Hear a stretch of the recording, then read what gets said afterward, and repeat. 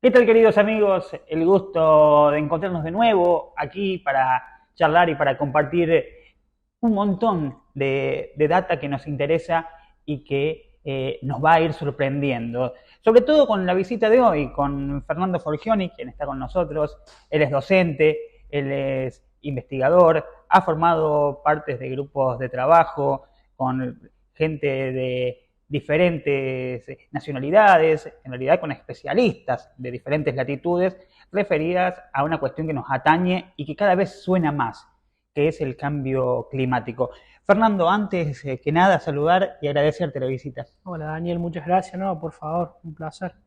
Eh, no sé si es de esta generación o es algo que ya hace tiempo está en agenda, pero recuerdo mi infancia o mi adolescencia y no estaba tan vigente la importancia por el cambio climático como lo está ahora, ¿no? Se hablaba de capa de ozono, se hablaba de ser amigable con el medio ambiente, pero no la importancia y saber que lo que nos pasa es por el cambio climático, ¿verdad?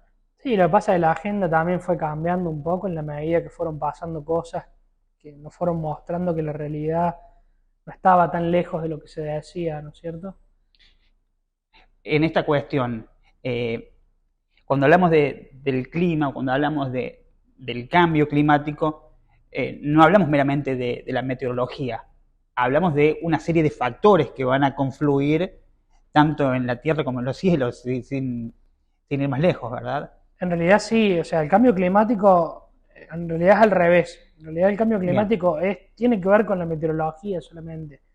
Lo que pasa es que después eso va a tener un montón de impactos en un montón de lugares y en un montón de personas y en sistemas que no tienen que ver con que no necesariamente son sistemas, parte del sistema climático, pero en realidad lo que pasa es que la gente muchas veces confunde con cosas que no son cambio climático. ¿Sí? El cambio climático tiene que ver básicamente con un cambio en lo que antes era una normalidad. ¿y cómo sería esta cuestión de confundirse con algo que no es cambio climático? Generalmente cuando pasa algo como un evento extremo, no sé, una lluvia muy Sí, intensa, una ola de calor muy intensa, automáticamente la gente dice, o una helada fuera de fecha, sí, la gente dice es el cambio climático y eso no está bien porque nunca se puede atribuir un fenómeno particular, por decirte, una sí. precipitación muy intensa, una lluvia muy intensa, no se puede atribuir al cambio climático, no se puede decir esto es cambio climático, sino que el cambio climático lo que hace es ayudar a que este tipo de fenómenos que antes aparecían de forma más esporádica, que no aparecían Sí, siempre, que ahora ocurran más seguido. porque sería algo sostenible en el tiempo, el cambio climático, y no algo aislado. Exactamente, o sea, lo otro tiene que ver con la variabilidad. El sistema climático tiene variabilidad. La Bien. variabilidad es propia del clima, o sea, el clima varía a lo largo del tiempo. Varió, va a variar y va a seguir variando, estemos o no estemos. El problema es que ahora pasan más seguido esas cosas. Antes pasaban, no sé, cada 20 años, ahora van a pasar mucho más seguido. Y hay más información también respecto a eso, ¿no? Y han mejorado también los modelos de previsión y ha mejorado nuestra comprensión de lo que es, cómo funciona el sistema climático, aunque nos queda también bastante que aprender, ¿no es cierto? Si tenemos que hacer una fotografía o definir en pocas palabras cómo se encuentra hoy el espacio que habitamos, ya sea Argentina, ya sea Latinoamérica, ya sea el mundo en sí, ¿podés, en base a lo que has leído en este tiempo, definir más o menos en qué situación estamos? Si es Sí, alarmante, si se está soplayando y no es tan alarmante. no, no, en realidad, bueno, vas a notar que hay mucha gente, mucho negacionista que dice que la situación no es alarmante. La situación es muy alarmante. Hace poco salió el informe de síntesis del grupo de expertos del cambio climático. Sostiene bueno, que la situación hoy. A ver, acá hay una cuestión que hay que dejar muy en claro. El daño al sistema climático ya está hecho. Hagamos lo que hagamos hoy, el daño lo vamos a ver. Ahora, lo que sigue es cuánto más daño le vamos a hacer y cuánto peor van a suceder las cosas si no actuamos en consecuencia. Estamos en un momento, te diría, medio bisagra. O sea, no es tarde Bien. para actuar, pero bueno, va a haber consecuencias que va a haber que sufrirlas, ¿no es cierto? Es decir, que no hay vuelta atrás en algunas cosas, en En algunos algunas años. cuestiones en la escala de tiempo en la que nosotros vivimos, que son 70, 80 años, son cosas que no son reversibles en el corto plazo. Corto plazo, menos de 100 años, te diría yo. Pero bueno, hay otras que si actuamos muy en consecuencia y quizás con bastante tiempo veamos a la larga, pero hay cosas que ya no son reversibles. ¿Cuán ciertas o cuán efectivas son las medidas que dicen tomar ciertas empresas, ciertos estados, ciertos países desarrollados? ¿Quedan en las palabras? ¿Se aplican? ¿Marcan una significancia? Hay bastante hecho y bastante bien hecho cosas, y hay muchas más sin hacer y que hay que hacer todavía. Bien. Ese es el problema. El problema es que no tenemos una respuesta, muchos países que tienen una respuesta muy adecuada a lo que es las emisiones de gases de efecto invernadero, y otros que no, y otras fuentes que se malinterpretan. Hace poco salió una nota que dice que las vacas son carbono neutro acá en Argentina, y no, está sacado del contexto eso. La nota está mal redactada, eso no es así.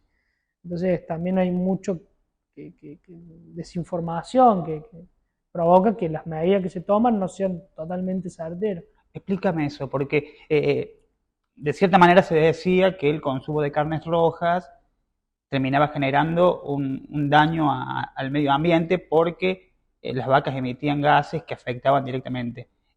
¿Tiene que ver con esto lo que vos me estás comentando? Voy a decir algo muy impopular, pero el futuro requiere que se coma menos carne.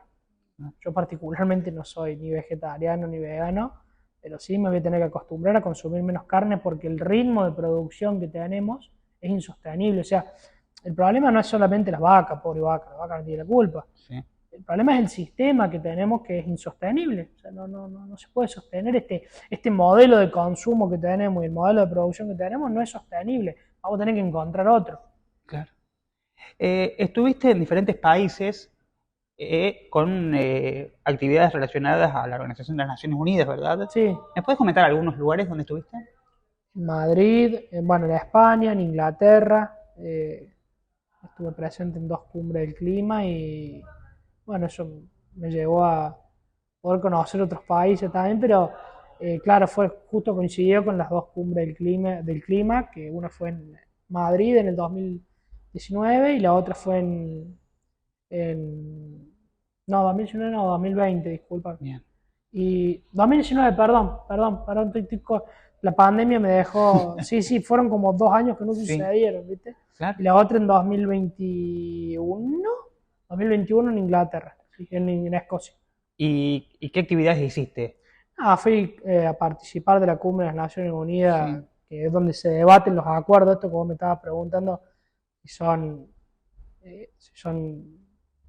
acuerdos que están a la altura de lo que estamos tratando de cambiar o no. Y la verdad que, bueno, a veces te deja una sensación medio encontrada porque si bien hay urgencia por atender el tema, ves que muchos países no tienen una agenda muy acorde a la necesidad y lo que estamos viviendo, ¿no? Y tal vez algunos países determinados que tienen más habitantes y tienen sus políticas un poco más atrás en cuanto a agenda, terminan siendo tal vez los que necesitan la ayuda de los países desarrollados, ¿no? Para poder gestionar cambios. No lo vi tan así muchas veces. Sí, países que sí, como India, pero el argumento principal es que nosotros necesitamos desarrollarnos y no podemos hacerlo si no tenemos petróleo. Entonces, Claro. bueno, lo lamento por ustedes. Y Claro. bueno, y después los países, Estados Unidos, y bueno, Estados Unidos siempre es el eje de las discusiones por nivel monstruoso que tiene de derroche y de consumo, ¿no es cierto? O sea, la sociedad está acostumbrada a un ritmo de vida que es como si el mundo fuera ilimitado. Y bueno, en Europa hay un poco más de conciencia, pero también, o sea, no es que, todavía hay muchos países como Alemania llevan la delantera, pero bueno, ahora con lo que pasó con Rusia, volvieron a abrir las fábricas de las minas de carbón en Alemania. Entonces, bueno, es como que hicieron algunos avances, pero volvieron muy para atrás en otros, porque, bueno, el contexto internacional Sí. lo obliga también, no es tan fácil. No es algo fácil. El tema de política internacional es bastante Claro. complicado. Sí, sí. Tengo entendido que también sos una persona de fe, ¿verdad? Sí, ¿De qué manera se puede amalgamar estas dos cuestiones? ¿De qué manera se puede llevar un mensaje hacia la comunidad por medio de la fe? Más allá de que haya encíclicas Sí, Laudato, escritas, sí, ¿no? sí, sí. Eh, Creo es que, fácil, es simple. creo que depende también de cómo lo tome uno. Yo personalmente, mi vida está atravesada por mi fe. Yo no coincido mi vida sin mi fe. Pero eso no significa que yo no pueda estar en los lugares donde tengo que estar, porque creo que no hay que ser extremista con las cosas. No llega un Eh, punto donde hay digresiones, eso es lo que me estás diciendo. Para mí no. Mi lugar es en la ciencia y está entre los científicos y bueno, y me toca trabajar ahí, a otros le tocará en otro lado. Entonces, creo que es el lugar donde Dios lo pone a cada uno, uno tiene que hacer el trabajo que le toca, ¿no es cierto? A otros le tocará en otro lado y lo que pasa es que también hay que respetar, porque no todo el mundo piensa como uno, no todo el mundo siente lo que siente uno, y no todo el mundo ve el mundo de la manera que lo ve uno. Entonces, Y, y al ir a un encuentro o al manejarte en un segmento que es multicultural, con lenguajes distintos, creo que más que nada uno empieza a pensar qué piensan aquellos que no piensan como yo. Y tal vez por ahí empezar a trabajar, empezar a y construir desde las diferencias. exactamente, te abre mucho la cabeza trabajar con tanta gente de tantos lugares, te abre mucho la cabeza porque tiene una realidad muy distinta a la que tiene uno. Entonces, creo que eso es lo mejor creo que una de las mejores cosas de mi trabajo es poder trabajar con, valga la redundancia, es poder cooperar y estar con gente de tantos lugares diferentes, porque sus realidades son otras, porque su forma de ver la vida es otra, porque su cotidianidad es otra. Entonces eso te sensibiliza mucho, ¿no? No son los mismos problemas que tienen otros lugares que los que tenemos acá. Las nuevas generaciones o los adolescentes de hoy, incluidos los niños, ya vienen con otra preocupación y ya van a hacer la tarea un poco más simple. O hay una influencia marcada o están viendo algo que nosotros no supimos ver tal vez en su momento. Lo que pasa es que se nos machacó tanto con... Está muy buena la preocupación que tienen las nuevas generaciones. Eh, lo que pasa es que se nos machacó tanto con que nosotros como ciudadanos somos los responsables últimos del cambio climático, que eso desvía la atención del verdadero eje, que es el tema de las decisiones que se toman y la política que se toma en torno a esto, que, bueno, está bien, vienen con un chip muy incorporado, pero se ha desviado la atención, que es la política la responsable de resolver este problema. Se trabajó mucho la culpa en ese Sí, punto. muchísimo, muchísimo. Estamos, estamos diciendo, yo recuerdo el tema o las cuestiones del ahorro de energía, que llegaban diferentes gobiernos o diferentes países que te decían, tenés la tele prendida en tu casa o tenés la tele apagada en tu casa, pero está la luz roja prendida y esa lucecita roja está gastando energía. Y vos con un pánico desenchufabas todo y salías a la esquina y tal vez veías una mega empresa sin ninguna de estas cuestiones controladas, ¿no? Vidrieras prendidas de grandes hipermercados. Totalmente, ese es el drama. El drama, está bien, a ver, porque tampoco los extremos nunca son buenos. No, no, no. El problema es que no sirve tampoco a operar desde lo micro solamente, sino hay que operar desde lo macro también.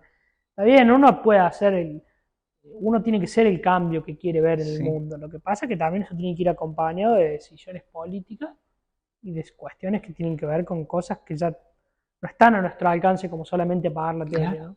Pero estamos hablando de cuestiones políticas y ya va llegando el momento, o es hora de que muchos municipios a nivel región o incluso a nivel nacional también se trabaje en serio y se exponga en serio esta cuestión porque termina siendo una banalización o una cuestión Muy de, sí, comercial. yo me prendo, yo apoyo esto y en realidad es como un partidito o tirar pelotas a la tribuna porque después Sí. eso... Y hay que, va a haber, vamos a ponerte un par de ejemplos. Financiamiento en ciencia, no hay. O sea, uno cobra muy poco de dinero, casi que lo hace por hobby, digamos, el tema de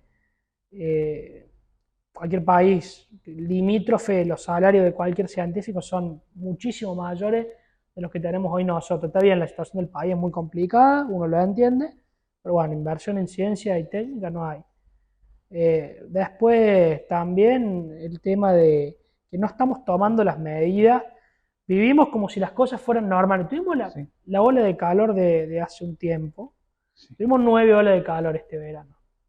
Empezaron las clases con temperaturas altísimas. Un claro, solo colegio leí que suspendió, sí, suspendió las clases por el sí. calor terrible que había. No digo que hay que suspender las clases, por favor, no se malinterprete, pero hay que empezar a pensar cómo hacemos por si llegan otros marzos con estos calores así. Y en realidad no fue que el calor estuvo presente poco tiempo, fue sostenido a lo largo de la mitad del Sí. mes.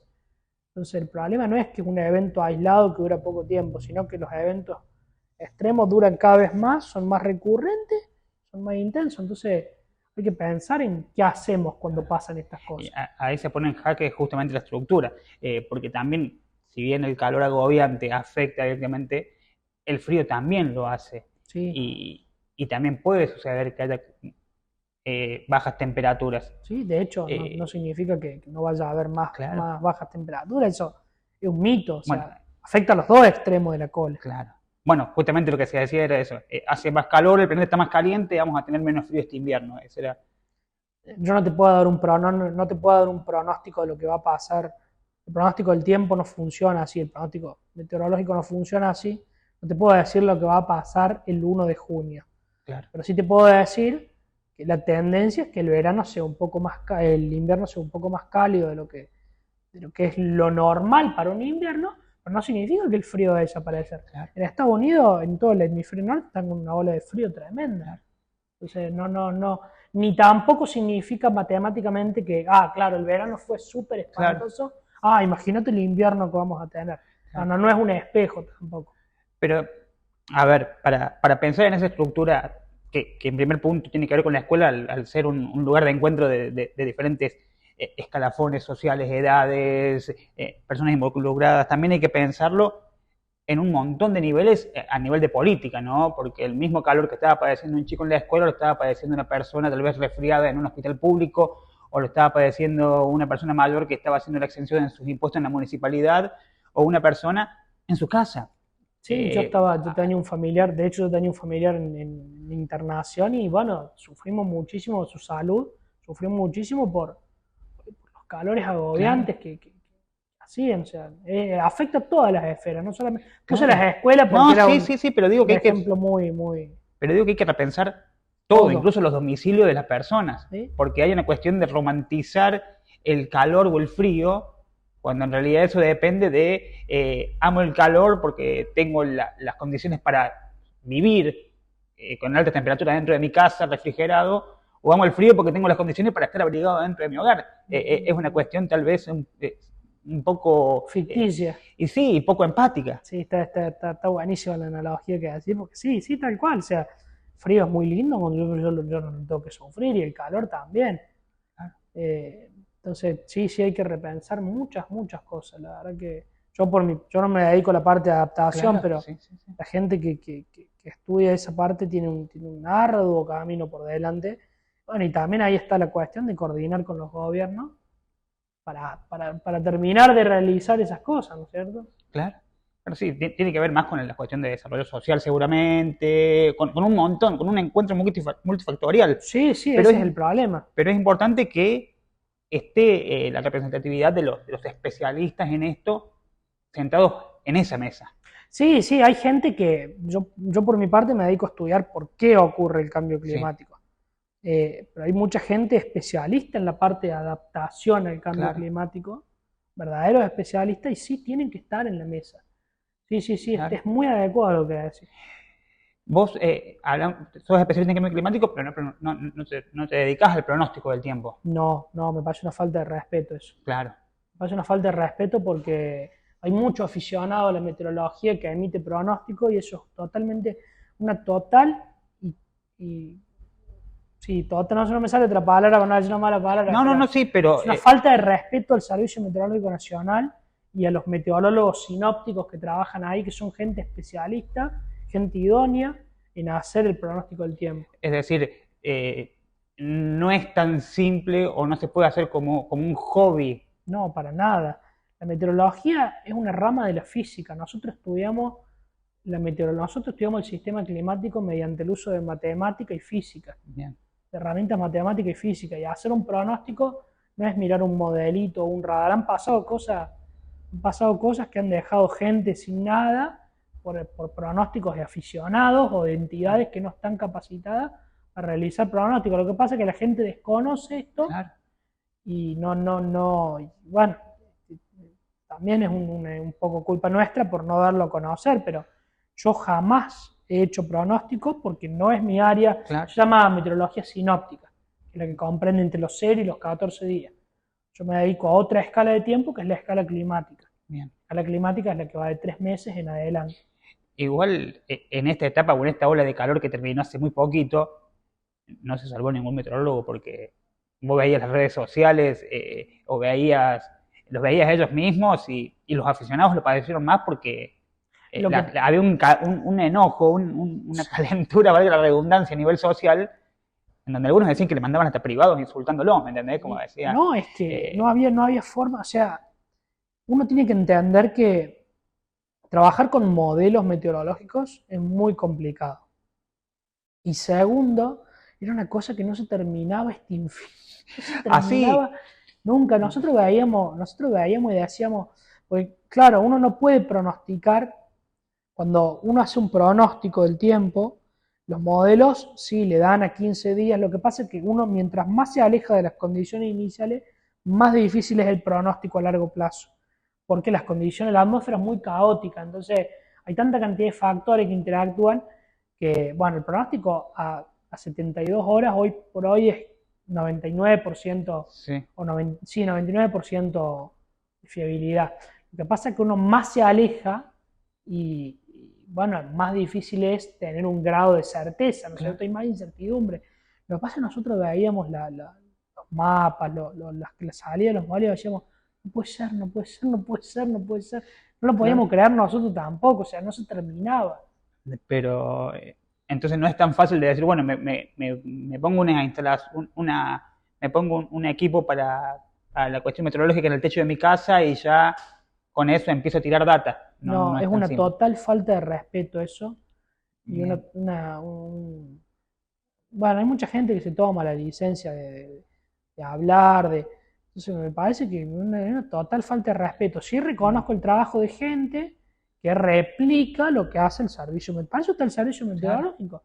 Claro. Y hay gente idónea y especializada en eso. Lo que pasa es que, bueno, es impopular mi opinión pero bueno, me parece que es una cuestión de que cada uno habla de lo que sabe. Claro. Yo no hablo de lo que no sé. Claro. Entonces, te pregunto sobre esta cuestión. Estamos hablando de una ola de calor que pasó, otra semana con lluvias o una humedad intermitente. Hablamos de la cuestión agrícola también, que se ve afectada, que cuando un país no está completamente seco, está completamente húmedo. Hablamos de la cuestión climática y no recuerdo quién dijo una vez que el nivel de desarrollo de Argentina nos depende de cuánto llueva durante el año. Sí, Bunge creo que era. Hablaba de no puede haber un país que sea completamente sustentable si solamente depende de la lluvia. Sí. Y esas cuestiones también llevan a la manera de repensar los modelos tanto de industria como de impacto ambiental. Y me preocupa que Villa María, Villanueva y la región no tengan estudios suficientes a nivel de impacto ambiental. A nivel Villanueva creo que no existió una legislación, eso va por mi cuenta, y a nivel región tal vez hay pocos estudios de esto. No importa, la consulta es, estos fenómenos van generando la escasez de alimentos también. Claro, lógicamente, a medida que aumenta la ocurrencia de eventos extremos, ocurren los impactos cada vez más. Bueno, ahora tuvimos 3 años de sequía, una sequía súper histórica, todavía no se terminó de romper. Esta lluvia que tenemos hoy, que la vamos a seguir teniendo mañana, pasado, esta lluvia que tenemos ahora, si bien ha dejado una gran cantidad de precipitación, bienvenida sea, en la parte central de Argentina no se recupera todavía la escasez Claro. que nos dejó, y eso lógicamente impacta en el sector agrícola, en el sector ganadero, lógicamente en toda la otra cadena, porque Argentina, nos gusta o no nos gusta, depende en gran medida del sector agrícola.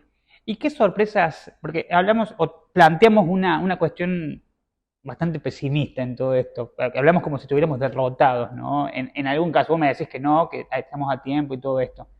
Pero ¿qué cosas buenas vos, de todas las experiencias, de todos los viajes que has hecho, qué cosas buenas rescatás o qué hecho te ha tocado vivenciar o escuchar que decís, che, esta es la frase, este es el camino, este es el evento que tal vez sea un norte para nosotros? Así sea una pequeña acción, no sé, yo Yo, no es una cuestión autorreferencial. Yo tengo una sobrina que va, limpia las plazas, deja un cartelito y no atiende a la prensa porque no quiere salir en ningún lado. ¿Cuál cuestión te queda a vos de todo eso?